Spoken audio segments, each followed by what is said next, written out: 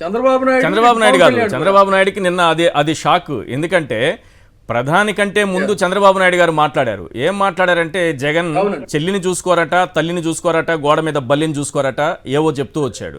ఈయన ఏమి చూసుకోడు, అందుకే వాళ్ళ చెల్లి కూడా ఓటే ఇద్దు మా అన్నకే అని చెప్తుంది, ఓడించమని అంటోంది. ఈయన తల్లిని చూడ్డు, చెల్లిని చూడ్డు, గోడ మీద బల్లిని చూడ్డు అని ఆయన అన్నారు.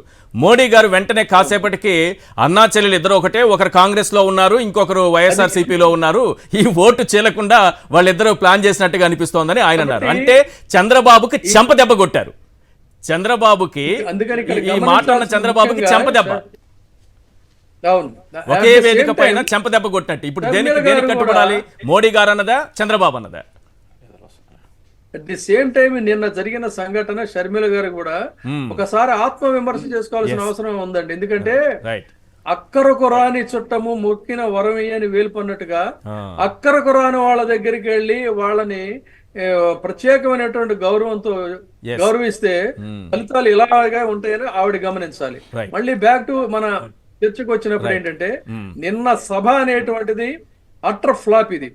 ఇది ప్రధానిని పిలిచి వారిని అవమానించినటువంటి సభ మాత్రమే కాదు, ఇది ఒక తమ సత్తా చాటుకోవాలని వైసీపీ సభలకు ప్రతిగా పెట్టినటువంటి ఈ సభ సిద్ధం సభలతో పోల్చుకుంటే ఎంత వెలతెలపోయింది అనేటువంటిది కూడా మనకి స్పష్టమవుతా ఉంది.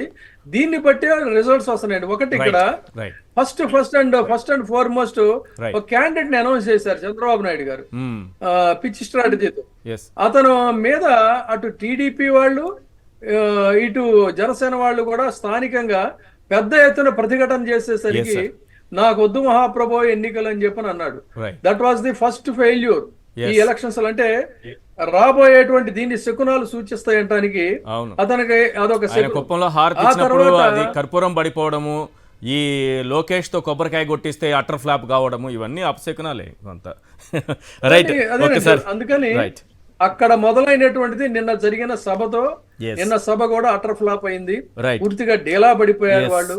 ఆ తర్వాత ఫైనల్ గా ఒక్కటే డైలాగ్, ఈ ఎలక్షన్లు అయిపోయిన తర్వాత పవన్ కళ్యాణ్ కి పాపులర్ డైలాగ్ ఒకటి ఉంది, అంతా నువ్వే చేసావు, అంతా నువ్వే చేసావని.